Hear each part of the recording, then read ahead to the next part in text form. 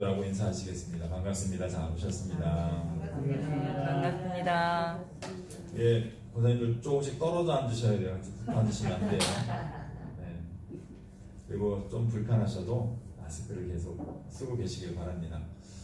지난주 토요일에도 그랬고요. 어제 그저께도 여기 노예에서 소독을 다 해주고 가셨습니다. 좋은 기계로, 좋은 소독약으로 소독을 다 해주고 가셨으니 앞에서 손 소독하시고 마스크만 쓰시면 전염에는 큰 문제가 없다라고 이렇게 생각을 합니다. 그래서 꼭 그것만 지켜주시면 되겠습니다. 전 세계적으로 코로나19 바이러스가 급속하게 확산되고 있습니다. 그리하여서 유엔 산하에 있는 WHO 세계보건기구는 지난 12일 목요일이었죠.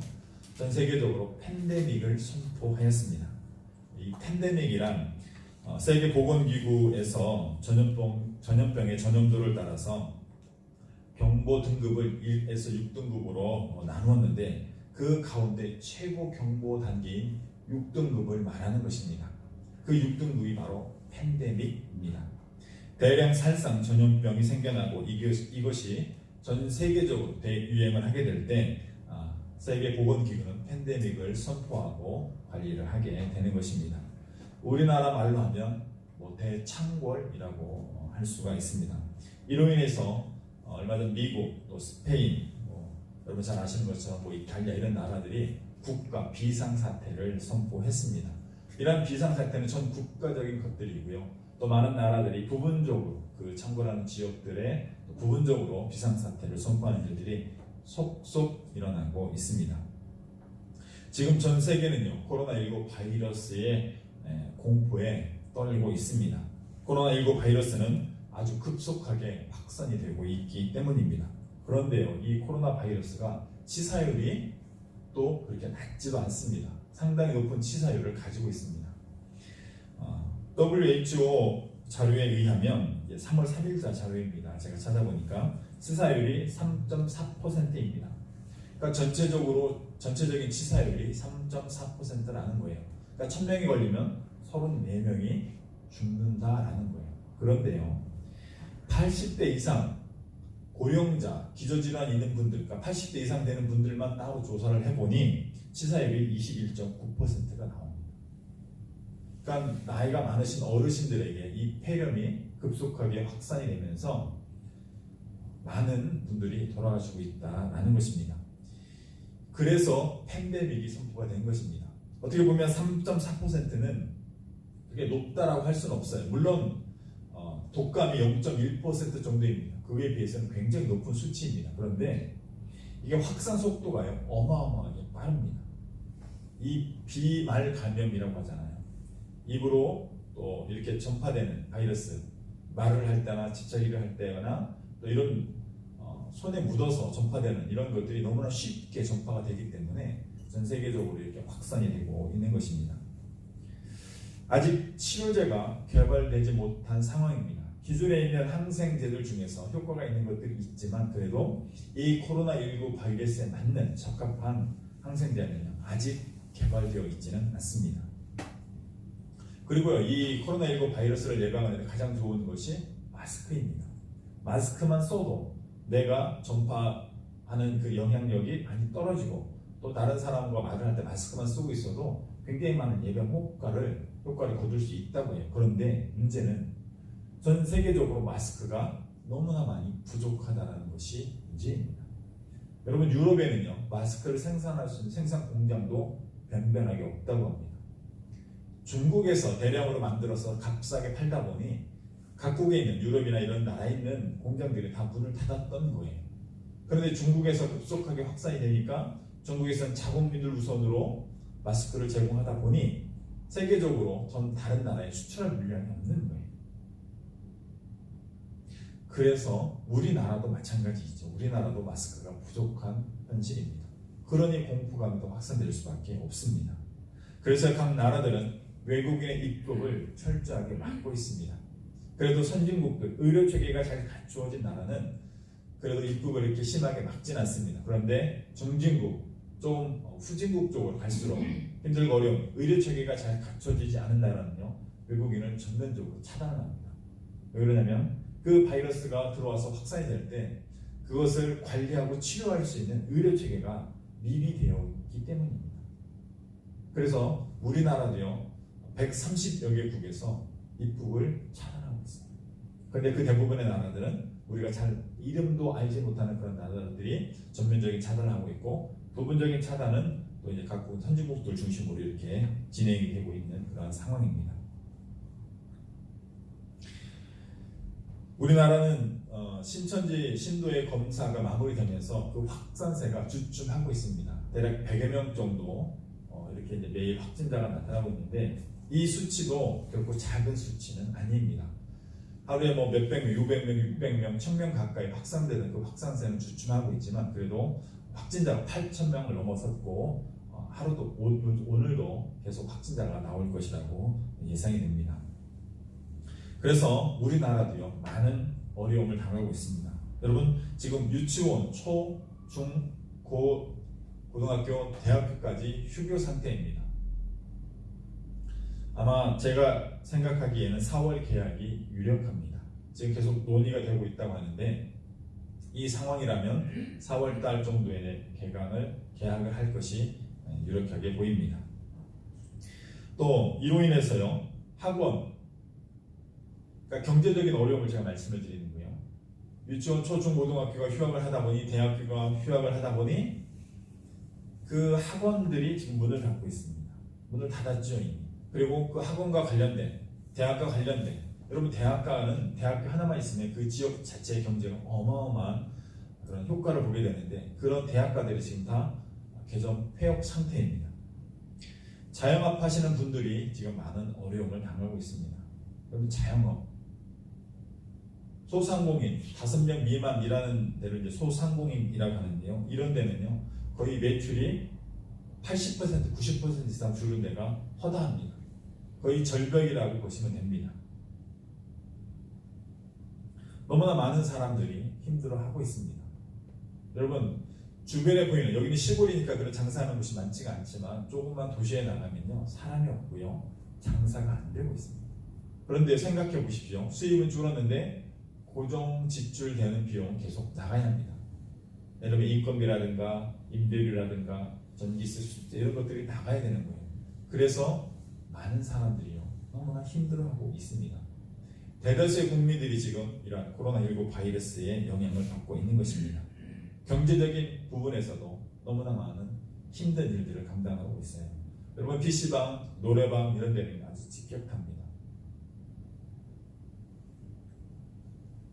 세계적으로도요 경제 대공황을 우려하고 있습니다. 여러분 코로나19 바이러스를 예방하는 가장 좋은 방법은 아무데도 돌아다니지 않는 거예요. 움직이지 않는 거예요. 사람들이 이동하고 움직이고 소비를 해야 경제가 살아나는데, 경제가 움직이는데 그것을 차단하고 그것을 하지 못하도록 막고 있으니 경제가 어려울 수밖에 없는 것입니다. 또 신앙적인 부분은 어떻습니까? 여러분 신앙적인 부분도 굉장히 큰 어려움 가운데 있습니다. 이미 여러 교회에서 코로나19 바이러스 확진자가 나왔습니다. 여러분 미디어를 통해서, 방송을 통해서 교회 이야기 들어보셨을 겁니다. 지금 전국적으로요 많은 교회들 중에서 확진자가 나오면서 교회가 폐쇄되고 있습니다. 그렇지 않다 할지라도 지금 저희 교회도 지난주에 가정 예배로 드렸습니다. 오후 찬양 예배 드리지 않고 있고요. 주중에 모임도 자제를 하고 있습니다. 이로 인한 결과는 무엇입니까? 신앙의 침체. 신앙의 침체. 많은 사람들은요 또한 교회를 우리의 시선으로 보고 있습니다. 그래도 사람들이 모이고 밀집하는 곳이기 때문에 교회를 우리의 시선으로 지금도 보고 있다는 것입니다. 예배 축소는 불가피하고 모임이 자제되는 것은, 모임이 취소되는 것은 어쩔 수 없는 그런 상황인 것입니다. 우리나라는 지금 이렇게 경제적으로, 신앙적으로 많은 어려움 가운데 지나고 있는 것입니다. 전 세계와 많은 나라들 또한 이런 위기를 맞고 있습니다. 전 세계 많은 나라들과 우리나라와 국민들 또 교회는 그 어느 때보다 힘들고 어려운 시기를 지나고 있는 것입니다. 그러면 이러한 때 하나님을 믿는 저희들, 하나님을 믿는 신앙인인 저희들이 가져야 되는 신앙의 자세는 무엇일까요? 오늘은 본문의 말씀을 통해서 코로나19 바이러스의 전 세계적 확산이라는 그런 절체절명의 위기를 맞고 있는 이 민족과 교회가 또 신앙인이 가져야 하는 신앙의 자세에 대해서 오늘 본문의 말씀을 중심으로 살펴보고자 합니다. 오늘 본문의 내용은요, 예루살렘 백성들에게 이사야 선지자를 통해 선포된 하나님의 말씀으로서 오직 여호와 하나님만을 앙망하라라는 그런 권면의 말씀입니다. 먼저 본문의 내용을 차근차근 살펴보도록 하겠습니다. 먼저 27절 말씀입니다. 야곱아 어찌하여 내가 말하며 이스라엘아 내가 이르기를 내 길은 여호와께 숨겨졌으며 내 송사는 하나님께서 벗어난다 하느냐. 27절 말씀은요, 이스라엘 백성들의 하나님에 대한 불평과 의심에 대한 내용입니다. 이사야 선지자가 사역하던 그 사역 시기는 주전 739년부터 640년경입니다. 이 시기는요, 이스라엘에 있어서는 가장 격동의 시기였습니다. 북이스라엘이 주전 722년, 즉 이사야 선지자가 사역하던 그 당시에 북이스라엘이 아수르에 의해서 멸망을 당하게 됩니다. 그 멸망을 당하기에 앞서서 아람과 북이스라엘이 남유다를 침공하는 그러한 일들이 발생을 했었습니다. 아수르와 반대하는 아람과 북이스라엘이 아수르와 친하게 지내고자 하는 유다를 공격했던 것이지요. 그런데 이때 남유다가 아수르에게 도움을 요청해서 북이스라엘과 아람이 결국 멸망을 당하게 됩니다. 그 이후에 또 남유다에서는 친애굽 세력과 친아수르 또 친바벨론 세력들이 등장을 하면서 내부적인 갈등을 겪게 됩니다. 그러면서 다시 아수르가 남유다를 침공하는 일이 생기게 됩니다. 그것이 그 유명한 사내립의 침공입니다. 결국 하나님의 도우시는 은혜 가운데 그들은 패망해서 물러갔지만 이스라엘은요, 유다는요, 예루살렘은요 큰 어려움과 고통을 당하고 있었던 것입니다. 이스라엘이 정치 경제적으로 이렇게 황폐한 시기가 바로 선지자 이사야가 활동하던 시기였던 것입니다. 그러다 보니 하나님에 대한 이스라엘 백성들의 불평과 의심이 크게 달하였던 것입니다. 이러한 때 이스라엘 백성들의 불평과 의심의 그 내용은 무엇이었습니까? 첫 번째는요, 힘들고 어려운 자신들의 삶의 모습이 하나님께 숨겨졌다는 불평입니다. 이스라엘 백성들은 자신들에게 일어난 일련의 일들을 바라보면서 하나님이 자신들의 저주와 고통을 외면한다고 생각했던 것입니다. 이스라엘에게 일어난 그동안의 일들을 살펴보면 충분히 이해가 되는 그런 상황입니다. 두 번째는요, 자신들의 권리가 보호받지 못하고 있다는 의심입니다. 이스라엘은 하나님의 선택을 받은 유일한 선민, 유일한 하나님의 백성입니다. 그런데 이스라엘을 당하고 있는 이러한 일련의 일들, 수많은 전쟁과 고통과 악재를 생각해보면 이스라엘이 과연 하나님의 선민이 맞는지 의심해볼 만한 그런 상황인 것입니다. 그래서 이스라엘 백성들은 하나님에게 불평과 또 의심의 시선으로 하나님 앞에 아뢰었던 것입니다. 이에 대한 선지자의 대답, 하나님의 말씀을 통한 선지자의 대답입니다. 그 내용이 28절, 29절 말씀입니다. 너는 알지 못하였느냐, 듣지 못하였느냐, 영원하신 하나님 여호와 땅끝까지 창조하신 이는 피곤하지 않으시며 곤비하지 않으시며 명철이 한이 없으시며 피곤한 자에게는 능력을 주시며 무능한 자에게는 힘을 더하시나니.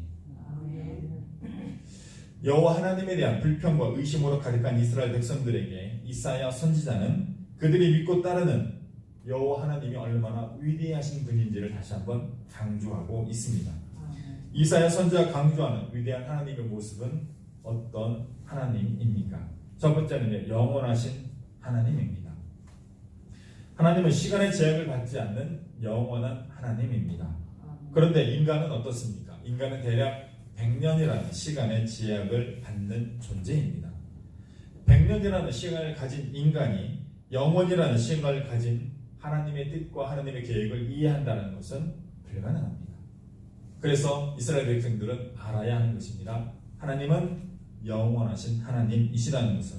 그래서 선지자는 인간의 한계와 하나님의 무한하신 영원성에 대해서 강조하고 있습니다. 두 번째는 땅끝까지 창조하신 하나님이라 말씀하시고 있습니다. 하늘과 하늘 아래 땅을 지으신 분은 하나님이십니다.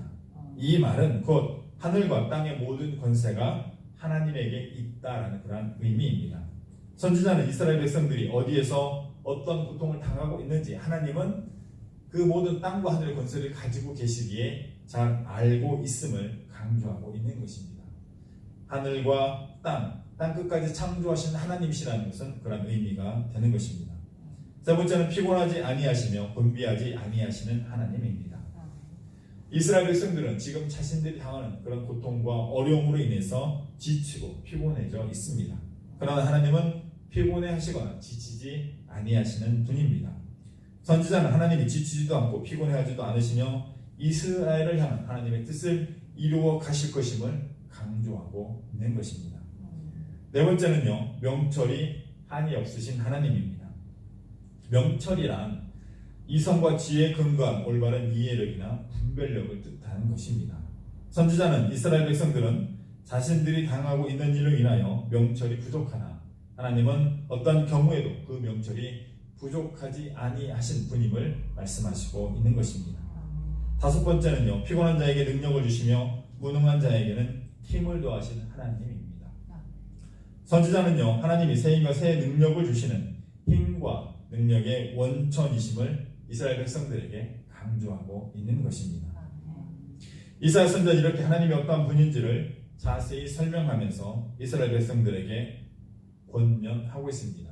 권고하는 것입니다. 30절과 31절 말씀입니다.